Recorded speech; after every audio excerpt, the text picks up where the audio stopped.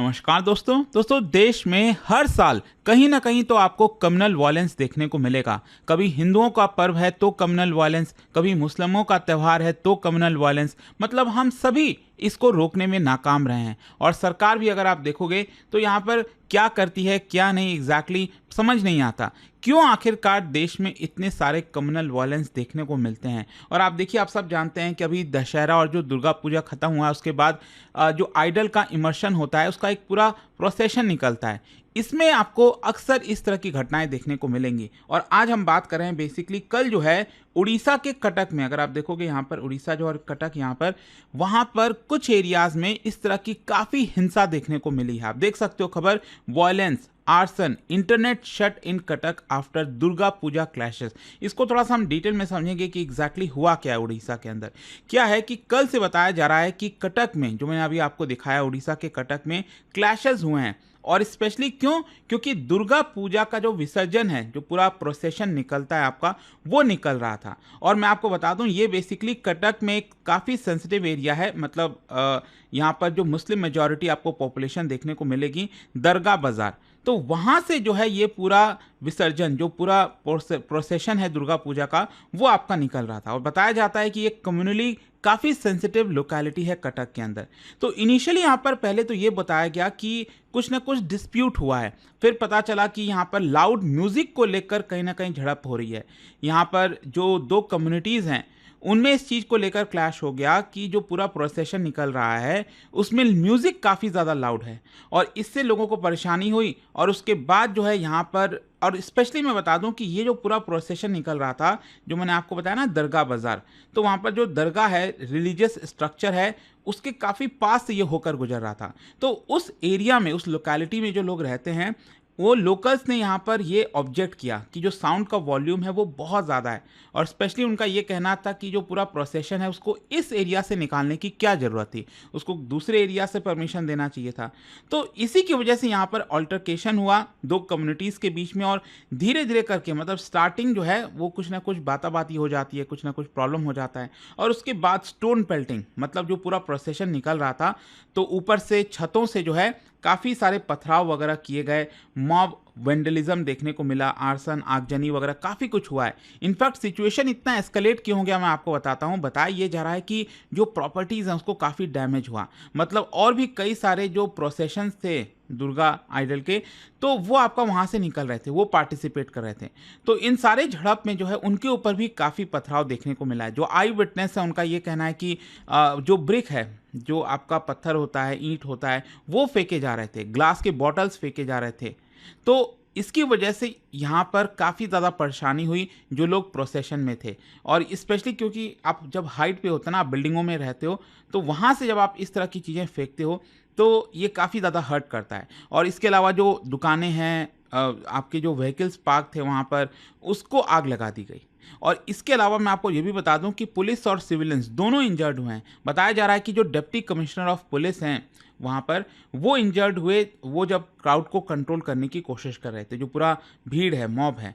और साथ ही साथ बताया जा रहा है कि 1 दर्जन से ज़्यादा लोग, जिसमें लॉ एनफोर्समेंट के जो ऑफिशियल्स हैं, पुलिस पर्सनल हैं, वो भी इसमें यहाँ पर इंजरीज हुए हैं उनको। मतलब काफ़ी ज़्यादा यहाँ पर क्लैशेस में प्रॉब्लम्स देखने को मिली हैं। और मैं बता दूं कि ये सिर्फ दरगाह बाज़ार तक सीमित नहीं था। ये जो पूरा वायलेंस है वो आपका आसपास का जो एरिया है ना, स्पेशली इसके अलावा जो गौरी शंकर पार्क हो गया, आसपास के लोकेलिटीज़ हो गए, वहाँ तक भी ये स्प्रेड हो गया। और कई सारे जो दुकानें हैं उसको लूटा गया, आग लगा दी गई। स्पेशली विश्व हिंदू परिषद के द्वारा जो है मोटरसाइकिल रैली निकाली जा रही थी, तो उसके थ्रू जो है इसके बाद जो है इस तरह की चीज़ें आपको देखने को मिलेगी। खैर, यहाँ पर मैं आपको ये भी बता दूं कि जो कमिश्नर हैं उनका ये भी कहना था कि काफ़ी सारे रूमर्स भी फैल रहे हैं। क्या होता है कि जब इस तरह की टेंशन बढ़ती है तो रूमर बहुत तेज़ी से फैलता है और लोग किसी भी बात पर विश्वास कर लेते हैं। इनफैक्ट ये बताया जा रहा था कि एक काफ़ी बड़ा रूमर फैल रहा था कि 4 जो माइनर हैं वो इंजर्ड हुए हैं एंड उसमें से एक जो पर्सन है उसकी मृत्यु भी हो गई है। मतलब इस तरह की जो फॉल्स रूमर्स हैं वो आपका फैल रहा था। तो यहाँ पर ये बताया गया कमिश्नर के द्वारा कि देखिए, 3 लोगों को तो उसी दिन डिस्चार्ज कर दिया गया था और एक जो पर्सन यहाँ पर इंजर्ड हुआ था उसका अभी ट्रीटमेंट जारी है। तो अभी किसी की मृत्यु नहीं हुई है। तो इस तरह के रूमर्स पर आपको विश्वास नहीं करना है। खैर, इसको लेकर ऑब्वियस सी बात है, सरकार को रिस्पॉन्स करना था। यहाँ पर क्या कार्रवाई करती? सबसे पहले इस तरह की चीज़ों में इंटरनेट शट डाउन कर दिया जाता है ताकि रूमर्स जो है वो ना फैले, सोशल मीडिया जो पोस्ट है वो और भड़काए नहीं लोगों को। तो एक प्रकार से उड़ीसा गवर्नमेंट ने 24 आवर का बैन लगाया इंटरनेट और सोशल मीडिया सर्विसेज पर। मतलब कल जो है शाम 7 बजे से लेकर आज शाम 7 बजे तक ये पूरा इंटरनेट बैन रहेगा। और ये पूरा एरिया की अगर हम बात करें तो जो कटक का म्युनिसिपल कॉर्पोरेशन है, कटक डेवलपमेंट अथॉरिटी, आसपास के जो कुछ एरियाज़ हैं वहाँ पर ये पूरा इंटरनेट बैन लगाया गया। और किसके तहत लगाया गया है? बेसिकली जो इंडियन टेलीग्राफ एक्ट है 1885 का वो, और साथ ही साथ temporary suspension of telecom services जो पब्लिक इमरजेंसी और पब्लिक सेफ्टी रूल से रिलेटेड है 2017 से, तो उसी के तहत ये लगाया गया है। और ये जो सस्पेंशन है इसमें सभी कुछ शामिल है, चाहे मोबाइल डेटा हो, ब्रॉडबैंड इंटरनेट हो, सोशल मीडिया प्लेटफॉर्म जैसे व्हाट्सएप हो गया, ट्विटर हो गया, फेसबुक हो गया, इन सबको एक प्रकार से बैन लगा दिया गया है 24 घंटे के लिए। फिर इसके अलावा यहाँ पर कर्फ्यू भी इम्पोज किया गया है, सेक्शन 144 आप सब जानते हैं। तो ऑब्वियस सी बात है, नए वाली जो धाराएं हैं, नए जो क्रिमिनल लॉज आए हैं उन सब के तहत कार्रवाई की जा रही है। 36 आवर्स का कर्फ्यू है ये पूरा दरगाह बाजार एरिया और आसपास के रीजन में। पुलिस भी बड़ी मात्रा में डिप्लॉय की गई है, इंक्लूडिंग रैपिड एक्शन फोर्स हो गए, उड़ीसा की जो पुलिस स्पेशल टेक्टिकल यूनिट्स हो गई, ताकि यहाँ पर किसी भी प्रकार की हिंसा ना हो सके। खैर, इसको लेकर सरकार का क्या रिस्पॉन्स आया? देखो, जो चीफ मिनिस्टर हैं मोहन चरण मांझी, उन्होंने अपील की है कि शांति बनाए रखे और जो सिटीजन्स हैं वो यहाँ पर कम्युनल हार्मनी को ना ब्रेक करें। उन्होंने एक हाई लेवल जो इमरजेंसी मीटिंग होती है चीफ सेक्रेटरी, डीजीपी और सीनियर इंटेलिजेंस ऑफिसर्स के साथ, वो की है। और जो चीफ मिनिस्टर हैं उन्होंने ये भी कहा है कि जो भी पर्सन इन्वॉल्व है वायलेंस के पीछे, उनको बिल्कुल भी बख्शा नहीं जाएगा। डिस्ट्रिक्ट कलेक्टर और जो डीसीपी कटक हैं वो लगातार ग्राउंड सिचुएशन को निगरानी रखे हुए हैं और टेम्पररी रिलीफ कैंप वगैरह भी यहाँ पर लगाया जा रहा है। खैर, इसके अलावा अगर हम स्टेटमेंट्स की बात करें अलग अलग साइड से, तो देखो जो लोकल रिलीजियस कमिटीज़ हैं, बेसिकली हम मुस्लिम कमिटीज़ की बात कर रहे हैं, जो लोकल कमिटीज़ हैं मुस्लिम्स में, उन्होंने क्लेम किया है कि जो वायलेंस है वो काफ़ी स्पॉन्टेनियस था। मतलब इसको अवॉइड किया जा सकता था अगर प्रोसेशन का रास्ता अलग होता।